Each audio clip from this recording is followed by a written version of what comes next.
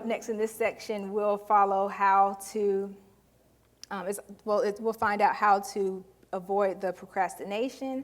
I like to call it procrastistitching, because we procrastinate on all that. You wait until the week before the holiday season, and then that's when you start thinking through what you want to offer, what you want to put out, and then you find yourself scrambling to pull together all-nighters. You're stitching and then trying to force people to buy from you because you've waited to the last minute, or else, or worse, no one buys. And then you have all this holiday item that you've prepared, and you have nobody to give it to. They've already gotten their items for the holiday or the decor season. So you want to prepare your calendar, and you put in control. You get put in control of your business. Does that go with it? Yep. Intentionally. So step one, you want to lock in the key holiday dates, and I have examples of them up there. Key holiday dates are going to be Christmas, Halloween, Thanksgiving, Hanukkah, Kwanzaa, Juneteenth, New Year's Eve, Valentine's Day, 4th of July, and so on and so forth. Examples of key deal dates are going to be your Black Friday deals, your Cyber Monday, your President's Day sales, and so much from there. So when you lock in those dates throughout the year, you can have more seasonal launches for spring, fall, summer, winter, or just when you decide to create a launch and have a new collection of items. And then step two, with one holiday or seasonal promotion, let's do Christmas, for example, because that's a big one. That's like, I call it our crafters Super Bowl. That's Christmas time, because everybody's looking for a gift and everybody loves a personalized gift. So you want to go through your current inventory of items that you've made, make a list of anything that can be easily used for Christmas.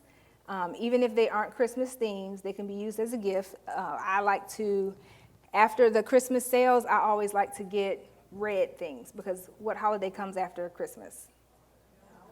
Valentine's Day. And what color is Valentine's Day? Red. So anything that's on clearance for Christmas that I can potentially use for Valentine's Day, I like to incorporate those, and then you'll have more items that you can to offer to your customers. Then you want to make a wish list of items you'd like to promote for Christmas. Be sure you're making items that will fit into gifts, favors, thank you gifts, novelty items, decor items, and then creating things in categories will be helpful for visitors to see what products you have, and then they'll fit into their gift-giving needs even better. So categorizing it helps to keep it organized. And if you get stuck here, you can always do some research on Etsy and on Pinterest of what items have the most pins, or what items have the most sales, and then what items do you feel fit best into your skill set. So that's important. Don't just go down the rabbit hole of, I can do this because I might be able to do this. Make sure it fits into your niche of what you can do. And you will, of course, want to tweak the designs and make it your own. However, that'll be a good place to start by getting ideas from different websites. And you want to be sure to make varying prices as well, everything from stocking stuffers to big ticket items. And just because we're doing Christmas right here, that doesn't mean that that's the only holiday that you should apply this to. Apply this to all holidays across the board. Once you have your listings together, assign a time that will take to create each of your samples, your mock-ups for product listings, and then you'll decide when you want these items to go live on your website and when you want to start advertising them. So if you can see what we're doing now, we're making lists, and then we're working backwards from there. Then we're deciding, when do we need to actually post these? When do we need to get these out to the world for people to see? For Christmas, it's normal to see items start popping up in stores around November 1st. Sometimes Walmart has them earlier. Halloween hasn't even finished, and they're pushing out for Christmas. So you can do the same thing. Before I knew any of the scheduling and stuff and had any strategy for myself, I would just watch the stores. When I would walk into Walmart and see their promotional aisle getting ready for Christmas, time for Christmas, time to start posting some Christmas things. So that's what I would do for myself. And then from there, it's a matter of working backwards, which I just kind of said.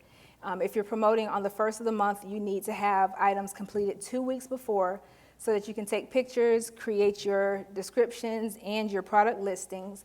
Now, when you create your weekly to-do list, you'll know exactly what items you have to be prioritizing.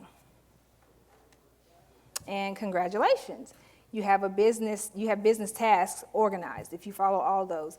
And then your promotional calendar will be in place. And I'll go over at the end, those pages that are in your show notes, I'll go over how we can do that in real time. And it's time to generate interest and get in front of local buyers. So on top of your freebie or your lead magnet, we talked about earlier, you'll need to drive traffic from social media, from emails, and local events to your page, and that's called lead generation. A lead is someone that is interested in your work but hasn't quite made the decision to purchase. And you can bring leads in from all kinds of sources. I'll go through 3 different ones right now. My advice is for you to choose one to start with, learn the ins and outs, and solidify that system, and then you move on to the next one to work with. So the first one is going to be organic traffic. And like I said, there are pros and cons to it. This will come from posting on social media, using strategies like hashtags to bring your ideal customers to your page. Pinterest is also a great platform to showcase your work and generate interest. And then now the pros and cons of the organic one. So the pros, bless you. The pros, it's free. Anyone can make a profile and start posting content. The cons, it can be difficult to ensure that you're only bringing traffic and targeting customers that are making their way to your page, and you're competing with other marketers in that space as well. So go to marketing events, vendor events. The vendor events can be scary, all right, when you're new, but it's a great way to create brand awareness. It's a great way to network with other creatives and be face-to-face with your customers. You can look into your local community for vendor events and see how many are there and when they're offered. So let's talk about the pros and the cons here. The pros, you can see what products are working well, get feedback, and sell on the spot to your interested customers. And the cons, you have a lot of upfront costs, including table, registration fees, items you show, and other marketing materials like business cards, your banners, and they're kind of time-consuming to go to. So a little story about marketing and vendor events. When I first started, every, I want to say, holiday, so Christmas, I did an event with the local junior league, and I would go around to each of the different vendors, and I would look and identify something in their booth that I could tell them, hey, if you want to get a sale on this, just go ahead and tell your customer, hey, if you buy this, you can go over to that booth over there and get your name stitched on it. Because I brought my machine with me and I stitched on site. So that was a whole nother piece to be added. But if you're comfortable with doing stuff like that, you can now get customers that will follow you beyond your event. And then also people are always walking around the different events looking for participants for their next event. So then I would get invited to other events after that. I would do things at the mall. They would have areas where they would allow you to set up pop-up shops. That way you don't have to pay for a monthly kiosk fee. And your customers are also going to be remembering you from years to come. I have customers now that still visit or still call me because they said, hey, you remember when I met you at the booth? Sure, I do. I absolutely remember you from 5 years ago. But what do you need done? So yeah, so that way you're building your awareness in your community as the go-to stitcher.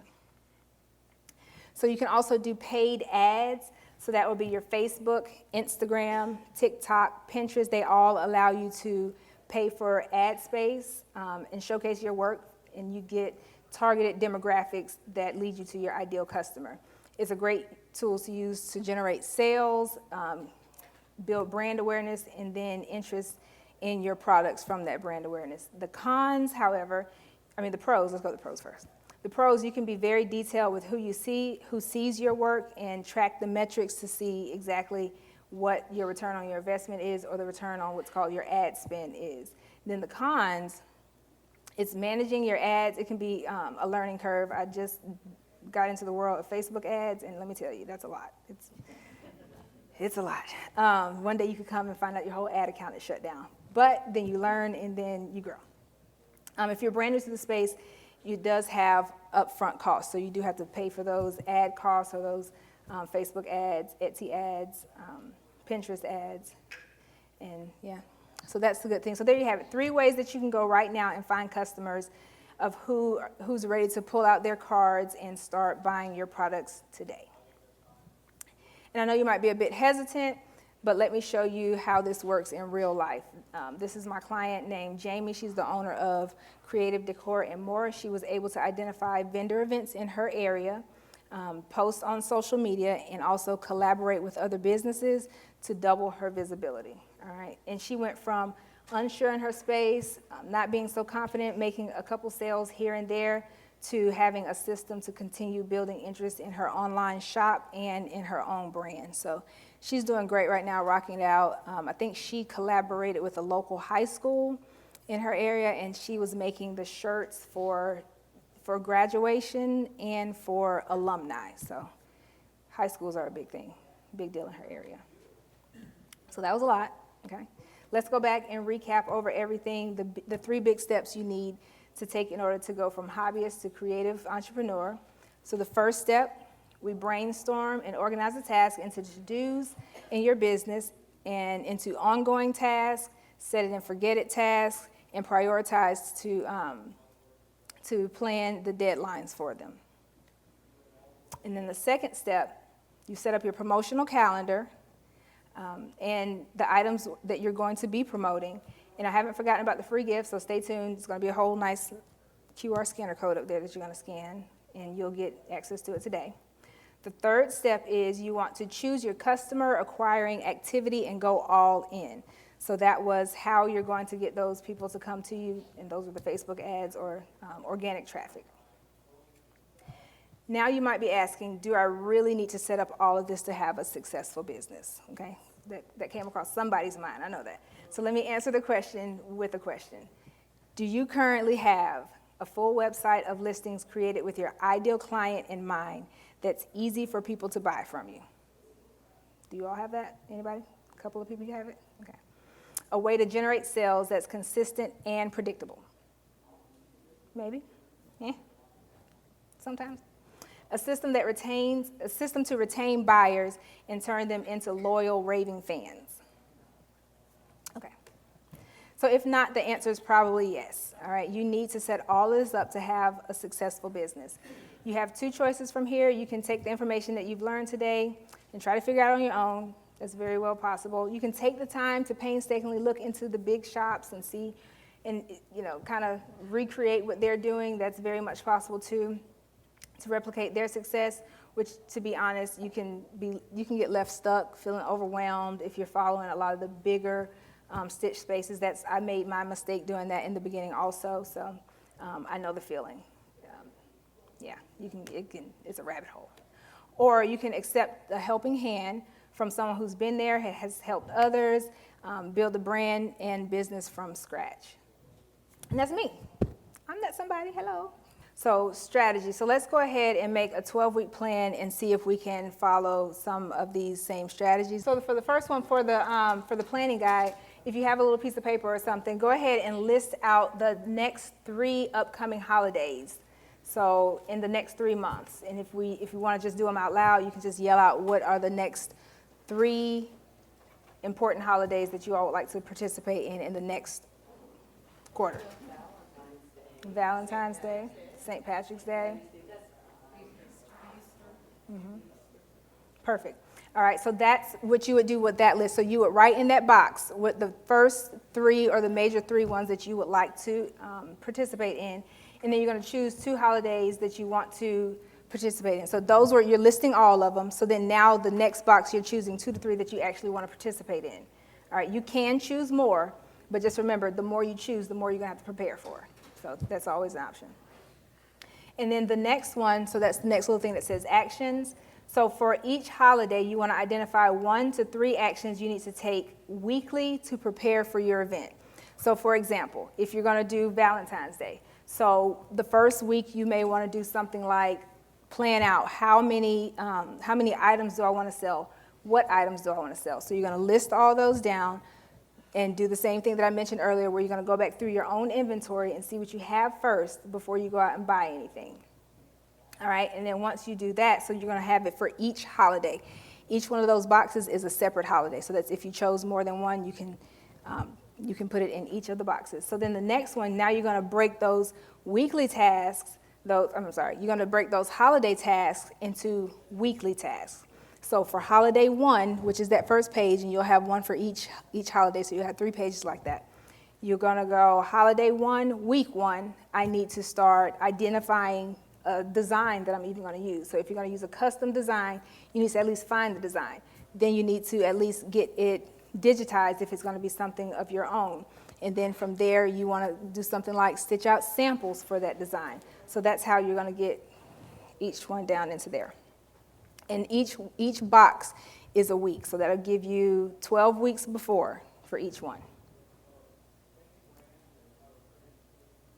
And so by the 12th week, if you plan it backwards, by the 12th week should put you at least 2 weeks before that actual holiday to start getting it out there to your customers, start posting it on your social media, building up your sites, building up your inventory, because by this time, if you've been doing your content calendar, you can even put out there, I've run across a lot of people that are saying, my items aren't done, so I can't post it to my social media yet. Well, that's okay, because you're showing the journey of you creating this so that your customers, your followers have, they're vested in this. They've seen this come together, so by the time you put it out, they're like, oh, I want that, because I remember I picked the color. I voted on the color thread that she was going to use for this, or I chose which shirt she was going to stitch this on. So that, that's how you want to have your customers to come with you along that journey. All right, so that's ways that we'll get it going. How much, I want to go ahead and use somebody, if you don't mind, to use like a little strategy session or something, and we just kind of discuss how much money you want to be making, where you want to start selling your stuff if you aren't selling it anywhere quite yet, things like what are you struggling with. So who wants to be a brave soul? She beat you to it. All right, so let's start with the first one. How much do you want to make monthly? $1,000 a month. And what kind of items do you sell? Patches. How much are each of the patches priced at? 10 to 15. So what I did for myself and what I tell my other clients, take that 10 to 15 and divide it by that 1,000, and that's going to tell you each month how many patches you want to be making. You need to make to reach that goal. Patches are going to be on the lower end items for pricing. So what you could do, I saw on a website somewhere they did a patch bundle. Bundles are always really good. So you could go from selling a $15 patch, which is going to kind of be a $15 patch, to now let's say you have a patch set of 4. My daughter likes to do press-on nails. So let's say I had her add patches to her inventory. She could do a nail polish patch. She could do like a girl empowerment patch. She could do, there's one with like the actual nail hand like this, and then something else that like just, what else goes with nails? Yeah, rhinestones. Like she loves to put those, like, it's called junk nails. Have y'all seen that? Yes. I don't like it. She had a gummy bear on her nail. It's not me. But they were cute, okay? My daughter did cute nails. But yeah, so you could do all kinds of things like that, and now you could go from a $10 order to probably a $50 or $60 patch order. And all you do is put it on your machine, you can run that through, cut them out, go through it, and then it's way easier to get that $1,000 quicker. And where are you currently selling? You're not? Person to person. I haven't put it online yet. What are you waiting for?